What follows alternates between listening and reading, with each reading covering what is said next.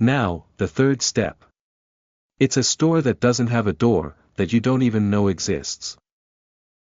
You knock and there's a password, you don't even know it exists, a magazine that you'll never know exists.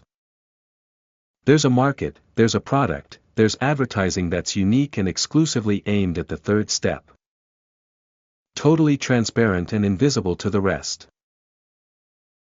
Now, after many, many millennia, self-knowledge and then spirituality have left the third step. You'll also see practically no advertising for the fourth and fifth steps, because what do these people buy? It's not worth it, so it basically doesn't exist. Turn on the TV and take a look. All the ads are for the second step, because no one is going to advertise for the first step, hunger, because they don't have money to buy anything. The only people who talk about these people are these days. So, these days it's interesting, but it's out of that phase, no one touches this first step, it doesn't exist. So, it becomes stratified. Society is at a standstill. Why can't people resolve yin-yang relationships? Why? Because they can't understand the mechanics of it all. Obviously, to maintain this situation, taboos and prejudices need to be created. All of this needs to have an aura of something bad, of negativity, of sin, and so on. It needs to be clearly portrayed as something harmful, bad, etc. The paradigm is what is above everything, it governs everything. You take little children who are 1, 2, or 3 years old and instill it in them. You pass on the entire dominant paradigm and that's it, you've brainwashed the child. It will take decades and decades because the child believes that it is the truth. As soon as you say something that doesn't match up with it, it's not true. So, you're wrong.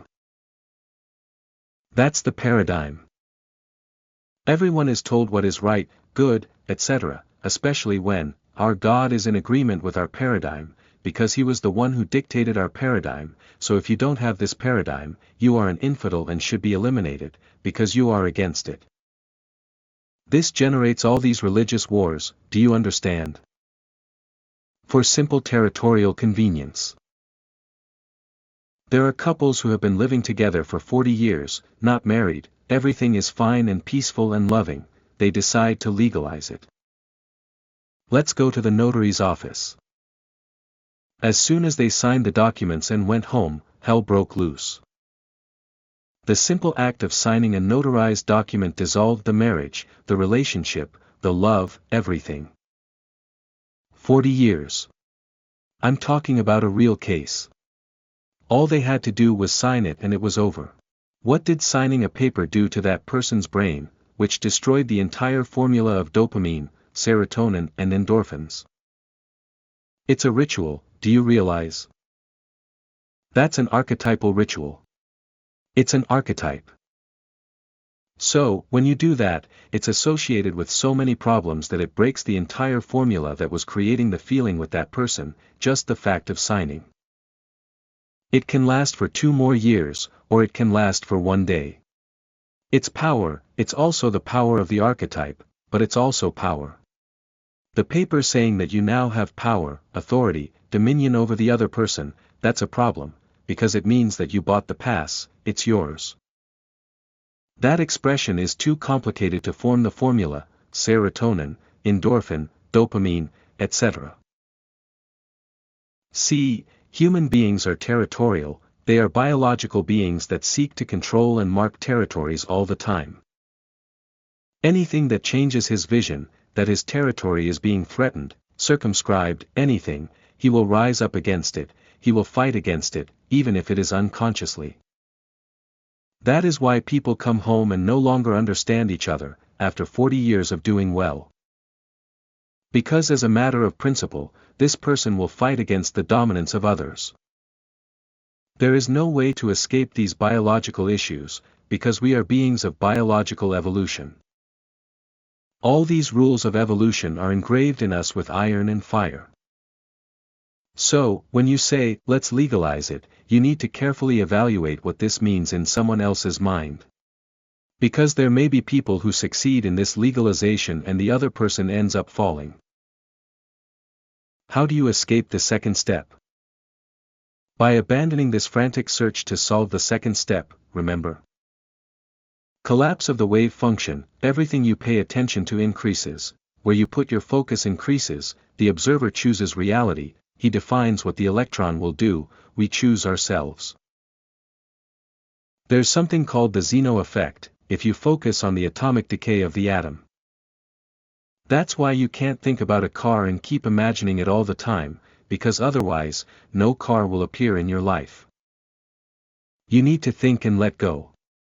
It's the same thing with a person. You can't focus on a person and not stop thinking about it, because it won't come. Think about what you want and let go. If a large majority of people collapse this, that is, stop just thinking about it, just looking for it, things will change immediately. Do you know why? Because as soon as you stop worrying about the second step, you jump to the next step, you have transcended. Stop thinking about food, you have already transcended the first step, it no longer has any importance to you. If you stop thinking about the relationship issue, you have already transcended, you lose focus, you stop the Zeno effect, you jump to the next step. When you lose focus and let things flow, what happens? Things get resolved. When you stop looking for a job, the job will appear, stop being desperate, the job will appear. As long as you are anxious, it won't appear. Money, capital, business, clients, as long as you are desperate to have a client, you won't have a client. It's called the Zeno effect. You are collapsing it non-stop, you have paralyzed the process. You lose focus, let go of the client, don't worry about it, do your job and that's it. So, imagine if a good part of the second step stopped thinking about it, they would jump automatically. Mentally, emotionally. It's automatic, you can't help it, you jump. Well, we would have many millions thinking about the third step, power. It gets interesting, many millions of people thinking about power. The competition becomes fierce. But power is a small pyramid, there is no room for so many people, it's not working. So, let go of the power. Let go, the same millions automatically go to the fourth step, self-knowledge. They will try to read about quantum mechanics, inevitably, because there is a book. Do you understand? Let go of self-knowledge, and they automatically jump to the next step. Where did they fall? Fifth step, spirituality. When you get to this point, everything has changed, everything. All problems solved, hunger, relationships, power and self-knowledge. Because you have reached the fifth step, and this jump can be very fast, you won't need 50 years in one, 100 years in the other, none of that. Let go, just let go, stop worrying about it, you will immediately think about something else. It's logic. The next day you can, but that doesn't matter either. The next day self-knowledge. You already find some words, a book, the documentary, who are we, you say, I understand, now what? Because you are not going to go to 18,000 self-knowledge lectures and read 800,000 self-knowledge books, because that is an escape. That is an escape. If you get stuck in self-knowledge, it means you're running away from something. You can't stop.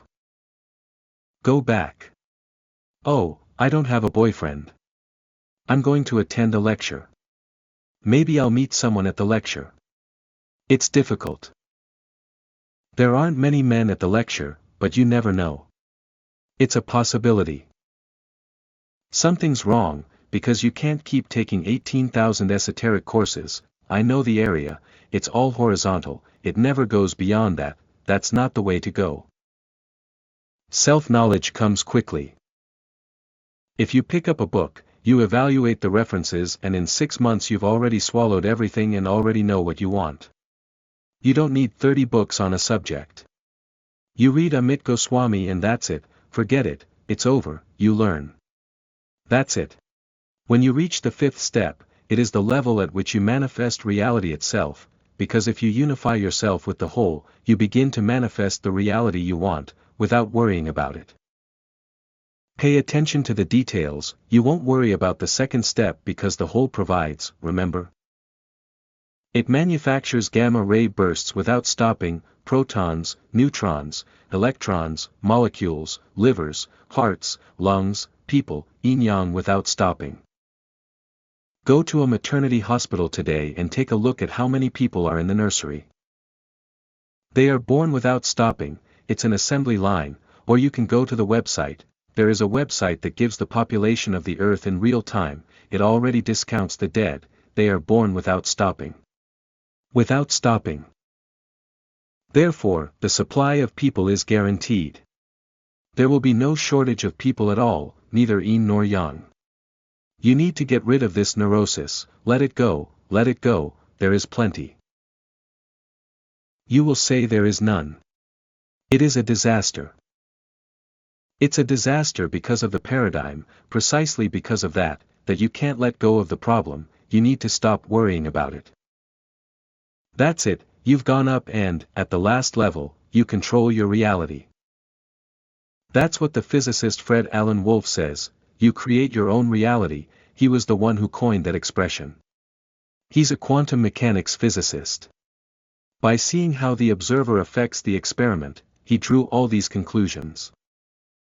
But he explains it like physics. Is it difficult? Is there a solution or not for everything? For money, for clients, relationships, health, for everything, but you need to take your focus off that. If you understand how the laws that govern the universe work. What I explained here, you understand, mentally. Intellectually. Do you feel that?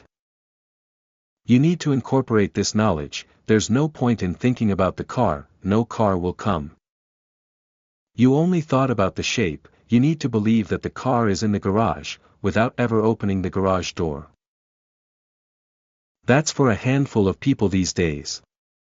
Because only a handful of people can understand and feel, they have no doubts, they have no fear, they have no anxiety, because if you get anxious, you can stop and you no longer know how it works. Why are you so afraid and so desperate to achieve this? If you collapse the wave function and create your own reality, literally, what is difficult? All the experiments you do, you learn the process, on the positive side, do not work, you think about something, you imagine, you visualize, and nothing happens. For you to learn, if it is not through love and pain, there is a method, but the person does not think. When they get sick, they do not stop to think, I created this. What does this mean? What do I think? What do I feel? How do I create this? So, they uncreate. However, if they cannot understand this, they think they are the victim of a disease. Hostile forces of the universe, microbes, viruses, and I get sick, do you understand? There is no way out. Illness, which would be an extremely educational business if it were understood, is useless. The person gets sick and doesn't learn that he or she is creating that situation. It's a lot of responsibility for the person to assume that he or she is creating this reality of his or hers. The person refuses to see this, so what's left? There's nothing left to do but do harm, right? Set fire to the competitor's store. You visualize it, put a lot of hate in it, and it will happen. That guy cuts you off in traffic, and you say, he's going to crash on the next curve. He hits the pole. He's going to hit the pole, you know. Everything you think about collapses, you create, but no one does it on purpose. When someone wants to do this, they don't even try to do it on their own, because they would have to come to the lecture, study quantum mechanics, learn. It's hard work to learn, evolve, study. It's easier to go to the wizard. Go to the wizard because he's already an empirical physicist. He's going to mess with things, he knows empirically, from father to son, mother to son. He doesn't understand the physics I explained here, but he knows how to make a chocolate cake. Because he knows that you take the chocolate, the milk, and you get the cake. What do people do? They go there, they pay, they're hiring a service. They give orders, send the other person to another dimension, end relationships, etc. Those who ask for it don't have it, they are in need of it, so what are you sending? Lack. Lack comes back. Remember? It's an electromagnetic wave, lack comes back. The only thing you can do is give thanks. I have it, I'm thankful for my car, I'm thankful for my apartment, etc. Giving thanks is the only thing, even if you don't have it.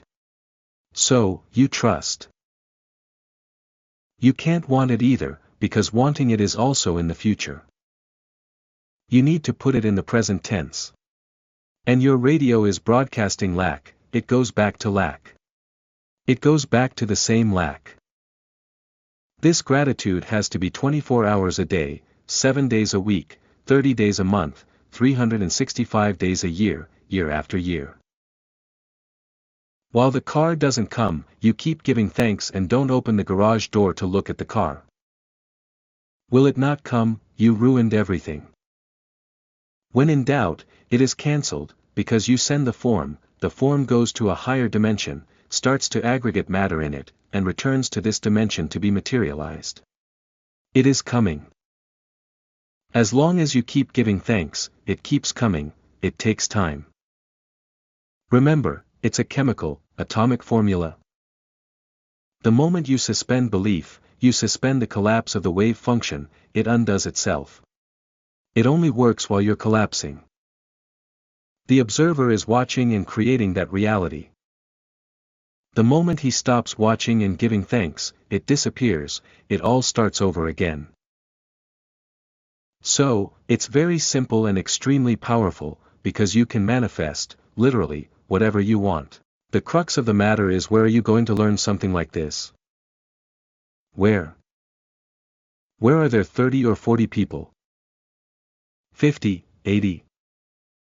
I mean, ultimately, you are extremely privileged to be able to know that this exists. Whether you will learn and understand it, that is another story. But knowing that it exists, look, it is on your fingers, the number of humans who have access to quantum mechanics at this level, which we are explaining. Because if you watch a physicist speak, it will seem like Greek, he will speak and it will go in one ear and out the other, you will not understand. This needs to be put into the rice and beans that I am presenting, of daily life. At this level you can understand, you can grasp. But how many people have access to this? In the last lecture in Santo Andre, last month, when it ended, I said, do you see that there are some empty chairs? That's right. I said, there are 4 seats, in the audience of this auditorium, where the people who are going to commit suicide by the time I get to my next lecture should be sitting. But they didn't have the opportunity to learn about the work, so the 4 places are empty. Do you know how many I've heard about so far? 3 suicides. Do you see what I mean? I said it. A 16-year-old man threw himself off the 12th floor of a building. A boy in his early 20s, who was studying at college, threw himself from the 6th floor. And there's another one, too, that I can't remember right now. The people who came to tell us knew the people who committed suicide, it's not that they heard about it in the newspaper. In Sao Paulo, there are 40,000 people a year, so it's not news in the newspaper. The clients knew the people who committed suicide. But I found out about it through the people who went to that talk.